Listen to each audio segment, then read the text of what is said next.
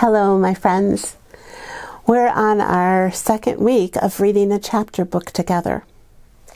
And this is called Wish Tree, and it's by a wonderful author, Catherine Applegate. She's written some other books that you might like too. If you've missed last week's story, we're already on chapter 10, so you might want to go back and pick up the beginnings of the story about Wish Tree, whose name is Red. But right now, we're on chapter 10. Let's listen in. When you stand still for over 2 centuries while the world whirls past, things happen. Mostly, by far and away, good things have been my lot in life. My leaves have cooled picnickers and posers. Beneath my boughs, vows have been made, hearts melted. Nappers have napped, dreamers have dreamed. I've watched ascents attempted, listened to stories spun. And the laughter. Always and forever laughter. But sometimes things happen that aren't so good. When they occur, I've learned that there's not much you can do except stand tall and reach deep. I have, for example, been hacked at, carved into, used for target practice. I have been underwatered, overpruned, fertilized, fussed over, ignored and neglected. I have been struck by lightning, battered by sleet, threatened with axes, chainsaws, diseases, and insects. I have tolerated the sharp claws of squirrels and the nagging pokes of woodpeckers. I have been climbed by cats and marked by dogs. I have my aches and pains, like everyone. Last year, I had a mite infestation that drove me nuts. Leaf blister, sooty mold, oak wilt, leaf scorch. Been there, done that. Still, trees are luckier than people in one way. Only 1% of a fully grown tree is actually alive at any one time. Most of me is made of wood cells that are no longer living. In many ways, that makes me tougher than you. So yes, I've seen a lot, and who knows, I may see much more. I could live to be 300, 500 even. It happens. Red oaks lead long lives, longer than our daintier friends, black willows, persimmons, apples, and redbuds. And yet, a few days after Samar's tearful wish, something happened that made me wonder if I'd finally witnessed too much. Chapter 11. The morning was budding, and I was waiting for warmth. Down the street, a lanky boy was lingering near a stop sign.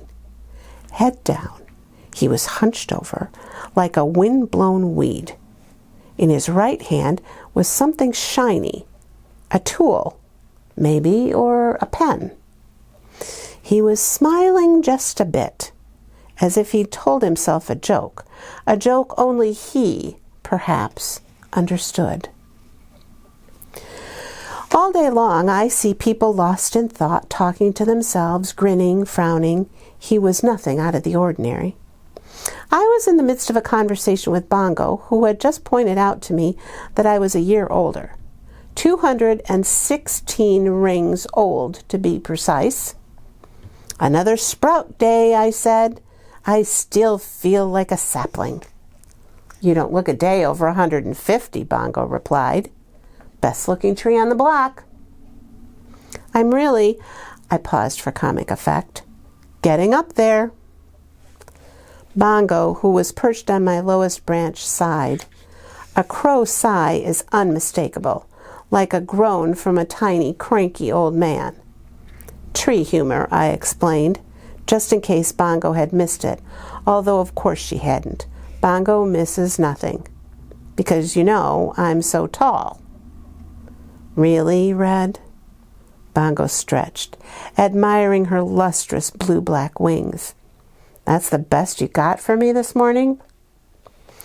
Maybe you'd appreciate my joke more if you weren't so sensitive about your stature, I teased. Corvids don't give a flying tail feather about height, Bongo said. Smarts, wilies, trickery, cunning, that's what counts in our neck of the woods. Corvids is a fancy name for birds like crows, ravens, jays, and magpies. Bongo says she's too classy for a label as common as crow. A soft wind tickled my branches. Spring, that old rascal, was teasing us with the promise of warmer days. The truth is, I said, it doesn't matter what size you are, Bongo. We grow as we must grow, as our seeds decided long ago. Red, way too early in the morning for the wise old tree routine. Bongo gave me a gentle peck. Although you're right, it doesn't matter how tall you are. In a fluttery blur, she sailed into a telephone pole far above my leafy canopy. Not when you can fly, pal. At almost the same moment, Samar and the boy who lived in the green house, Stephen, stepped onto their porches. Both had backpacks. Both looked eager to greet the day. Their eyes met.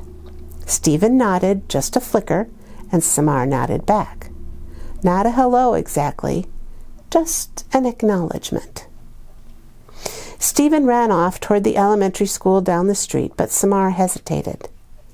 Hello, she called softly. Right on cue, Bongo replied, hello, as she did every morning, sounding just like Samar. Bongo can also do a passable tuba, an impressive chihuahua, and a fine police siren. Samar looked up at Bongo and grinned and headed towards school. With that, Bongo let loose a hoarse and gleeful caw and set off to wait for children to arrive at school. She was a regular there. Everybody knew her. She enjoyed annoying the children, and they enjoyed letting her annoy them. Bongo especially liked to untie shoelaces. While the children were busy retying them, she would snatch treats from their lunch bags. Every now and then, she would make even a polite request. She could say, "Chip, please," "No way," and "You rock," when it served her purposes. Watching Bongo soar, I considered, not for the first time, my rambling roots. What would it be like to fly, to burrow, to swim, to gallop? Delightful, no doubt, sheer joy, and yet I wouldn't trade a single rootlet for any of it.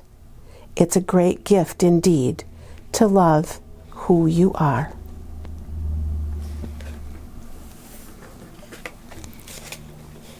We're going to put a bookmark in there. It is a great gift indeed to love who you are. Let's have a prayer. God, you love us just the way we are.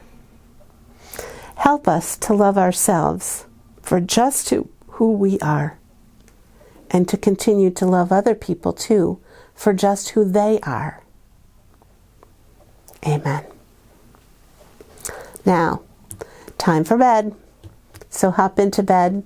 I hope you've washed your hands and face, brushed your teeth, and have a good night.